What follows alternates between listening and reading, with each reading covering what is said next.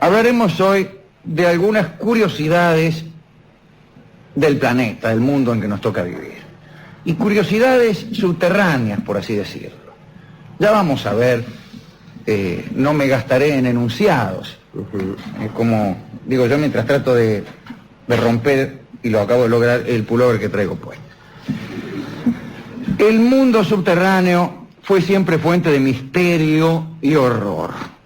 Todas las tradiciones inventaron alguna descripción intimidatoria del paisaje subterráneo. Durante siglos, por ejemplo, se pensó que en el centro de la Tierra ardía un fuego permanente. Allí abajo estaba el Hades de los griegos, el reino de los muertos de los egipcios o el infierno cristiano. Las novelas, las crónicas, la fantasía, la literatura han registrado historias de humanos que se aventuraron por aquellos lugares, pero siempre fueron pocos, ¿no? En principio los mineros, pero más allá de estas personas, ahí lo tenía usted a Orfeo, concurrió al infierno a rescatar a su novia. Después estaban también los espeleólogos, los exploradores de cavernas, ¿no?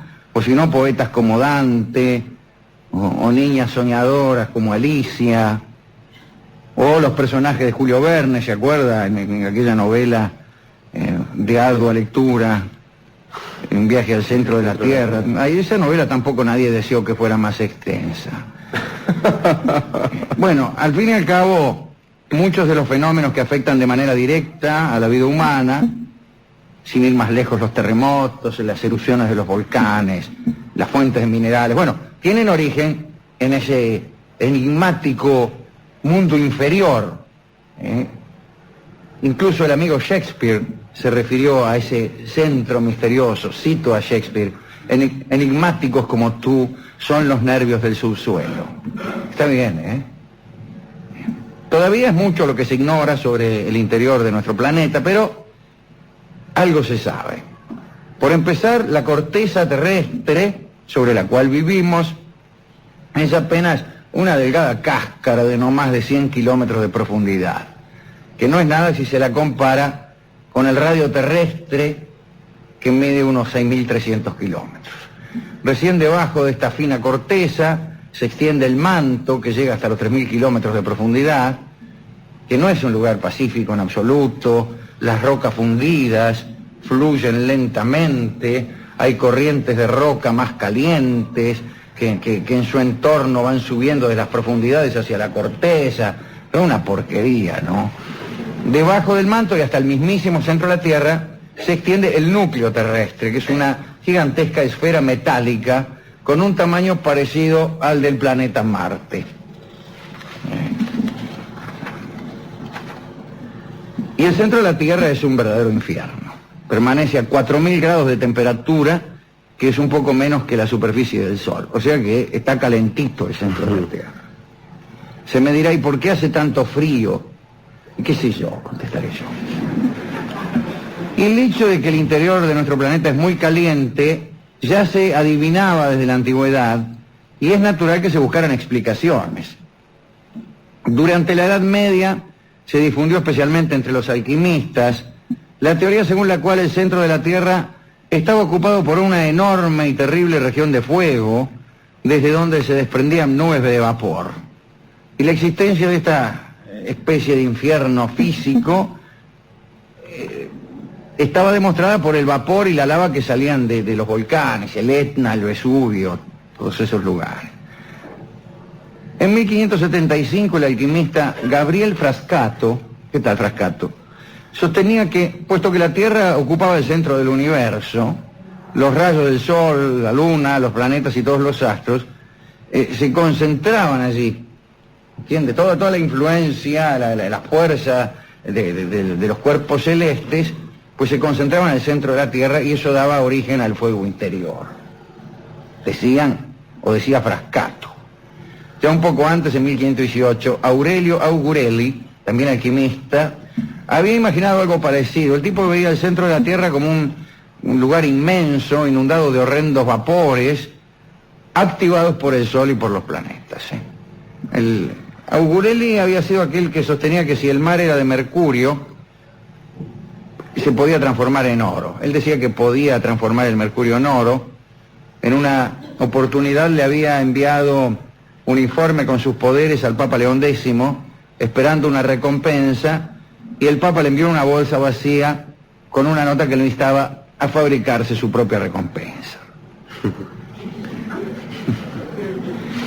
Lo cierto es que la doctrina del fuego central estaba muy difundida. El propio Agrícola, Georgius Agrícola, ya hemos hablado de él, vivió alrededor del siglo XVI, principio del siglo XVI. Se lo considera el padre de la mineralogía, con esa suerte de metáforas familiares que son tan desafortunadas, ¿no? Bueno, Agrícola decía que el fuego central se originaba en la combustión del carbón, el rozamiento entre los vapores y las estrechas paredes entre las cuales se movía. En realidad nadie era capaz de explicar esto de manera convincente. No se sabía por qué había un fuego central. Y la verdad es que no hay tal fuego central. ¿Para qué vamos a engañarnos? En el centro de la Tierra hay hierro a muy alta temperatura, hierro candente. Hubo quienes quisieron medir la temperatura, no ya del centro de la Tierra, sino del infierno mismo. Por ejemplo, todos conocemos a Eratóstenes de Cirene, que se la pasaban midiendo todo. Eratóstenes medía todo, lo cual no estaba de acuerdo con la época. Era una época donde las mediciones, que son un prurito moderno, no formaban parte de las costumbres del científico. Pero Eratóstenes medía. Él, por ejemplo, 230 años antes de la era cristiana, midió la circunferencia de la Tierra. ¿Y cómo hizo?, se preguntarán ustedes. Muy bien. El tipo había oído que en Siena, no Siena, la actual, sino un lugar del Egipto que estaba donde ahora está la represa de Asuán, que en Siena, durante el día del solsticio de verano, un palo puesto en el desierto no proyectaba sombra alguna.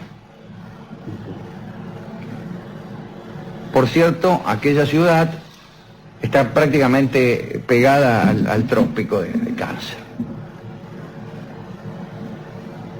Y ese mismo día, a la misma hora, digo, el día del solsticio, a mediodía, no proyectaba sombra alguna a mediodía, eso quise decir, no sé si dije a mediodía. Ese mismo día, a mediodía, él puso un palo igual en Alejandría. Y a mediodía había una sombrita que con la vertical formaba un ángulo de 7 grados. Entonces, Eratóstenes concluyó que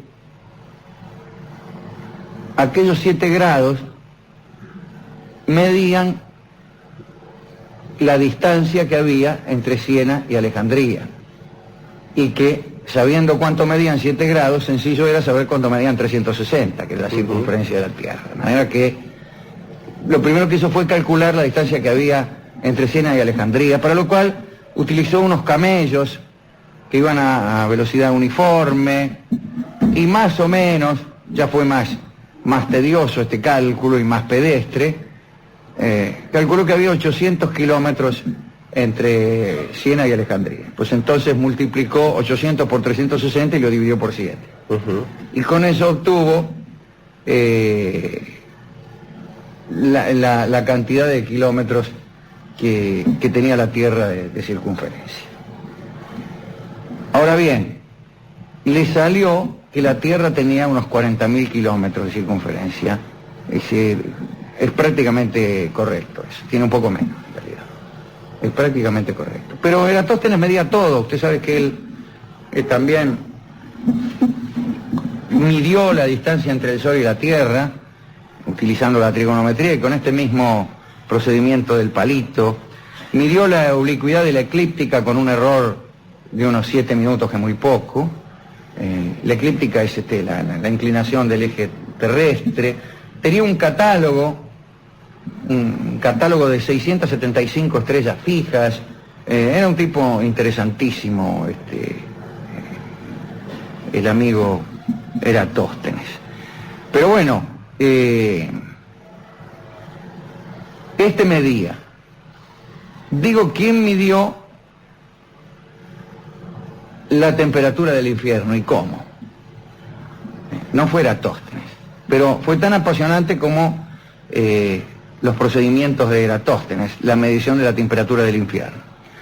Bastaba con ir al Apocalipsis, donde decía: pero a los temerosos incrédulos, a los hechiceros y a los idólatras, su parte será en el lago ardiendo con fuego y azufre. Entonces el arzobispo James Asher, que era el mismo que calculó el día de la creación del mundo, en el año 4004, fue a las 4 de la tarde, un día, creo que de agosto. El arzobispo Asher calculó, o mejor dicho, recordó que la temperatura de evaporación del azufre es 444.6 grados centígrados. De manera que para que exista un lago de azufre líquido sin evaporarse, la temperatura del infierno debe ser menor de 444 grados. Esto tiene importancia. ¿Para qué? Se preguntará usted, Rolón. Para saber si uno va a pecar o no. O si uno va a mentir o no, o si uno va a ser incrédulo o hechicero o idólatra. Entonces ya sabe que el lago de azufre es caliente, pero no tan caliente, porque si no dejaría de ser lago. El azufre se evaporaría. Es ahí los problemas que tienen los funcionarios del infierno. Pero aún usted sabe que muchos científicos como Newton tenían obsesiones de ese orden. Newton quería saber cuánto medía la Torre de Babel, o la latitud del paraíso terrenal, o el peso del unicornio. Se mezcló el nuevo espíritu de medida, espíritu de medida es otra cosa. La moderna intención de medirlo todo con algunas antiguas supersticiones. Impresionante. Digamos algo acerca, ya que estamos hablando del mundo subterráneo, de los movimientos de los continentes. Como todos sabemos, los continentes se mueven, pero se mueven poco, ¿no? Porque si no se caería todo. En uno de los cantos rituales de los aqueos, la Ilíada compara a la aurora con una diosa de rosados dedos y compara a los continentes, de los cuales Homero tenía muy poca idea, con dioses migratorios y errantes. Errantes. En el Islam también, las 1001 noches, se califica a los continentes como efrits, genios vagabundos, que se deslizan alrededor de la Meca. El caso es que en 1912 el geólogo alemán Wegener le dio forma científica a esta idea de los continentes que van de un lado para otro como zapallo en carro, al establecer la teoría de la deriva continental, según la cual todos los continentes son los restos de un supercontinente que ha existido en alguna época. Wegener estaba impresionado por el carácter complementario de las costas africanas y sudamericanas, y ese fue el detonante de sus teorías, y aquel continente primario lo llamó, como saben todos ustedes, Pangea. Parece que hace 200 millones de años se abrió el océano Atlántico, se inauguró, digamos, y Europa se separó de América del Norte, por alguna pavada, y África de América del Sur. Hace solo 35 millones de años, la India chocó con Asia y se incorporó a ella, debió ser algo digno de ser visto, y hace apenas 10 millones de años empezó a abrirse el Mar Rojo. Un último detalle. Todas las religiones antiguas dieron cuenta de los terremotos, o explicaron los terremotos.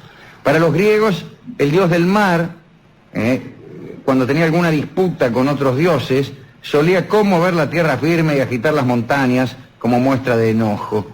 En la visión japonesa, los terremotos estaban a cargo de aquella especie de animal, ¿recuerdan ustedes? Que cuando se sacudía, un animal que había bajo la tierra de Japón. Japón estaba montado sobre una especie de sanguijuela que cuando corcoveaba producía los terremotos, ¿no? En el norte de nuestro continente sudamericano existió alguna vez un tal Chipchacum que llevaba la tierra sobre sus hombros. Cada vez que Chipchacum se cansaba de su postura y pasaba la tierra de un hombro a otro, tenía lugar un terremoto. Son explicaciones razonables y muy persuasivas. La explicación moderna de los terremotos es diferente. Hablan de placas tectónicas, de zonas sísmicas y otras cosas que son absolutamente imposibles de creer.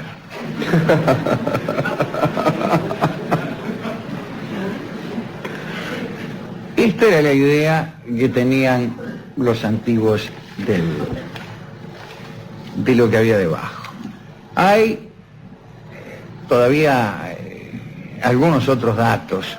Recuerdo a nuestro amigo, el padre Athanasius Kircher, que creía que bajo la tierra había un sistema de cavernas por donde las corrientes de agua se comunicaban. Todo había como un sistema de ríos subterráneos que comunicaban los mares, los ríos y los océanos a través de un laberinto de cavernas donde no escaseaban también ciertos animales fantásticos. Para el padre Kircher, lo científico tenía necesariamente que tocarse con lo fantástico. No podía concebir Kircher ninguna explicación científica donde no hubiera algún dato misterioso, mágico y sobrenatural. ¿A quién dedicar esta pequeña charla sobre lo que hay abajo? Bueno, principalmente al gremio de los subterráneos de Buenos Aires. Se estará escuchando, los conductores de subterráneos, ¿no?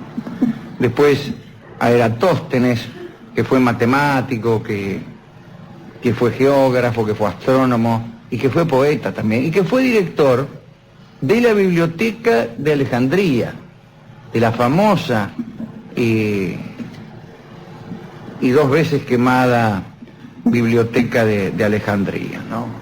Cirenaico, tan admirado a Eratóstenes. A este bibliotecario también le dedicamos esta recorrida por el mundo inferior, desde luego también a los que han andado por ahí. A los mineros. ¿A quién? A los mineros. A los mineros, sí, que andan por ahí cerca y cada tanto se encuentran con algún rastro de otros visitantes anteriores, como el ya citado Orfeo, y también Heracles, y también Teseo, y Piritó, el amigo de Teseo, y todas esas gentes que anduvieron de paseo por aquellas regiones. A todos ellos, a Shakespeare, que utilizó este mundo subterráneo para una comparación con alguien, bueno, a todos ellos les dedicamos este brevísimo catálogo de ideas que la antigüedad tuvo acerca de lo que hay por debajo. ¿Y con qué vamos a ilustrar esta charla sobre el centro de la Tierra y sus aledaños? Bueno, tenemos una zambita de Don Atahualpa que se llama Tierra Querida y que sirve como homenaje a esta cantidad de personas que son el objeto de nuestra dedicatoria.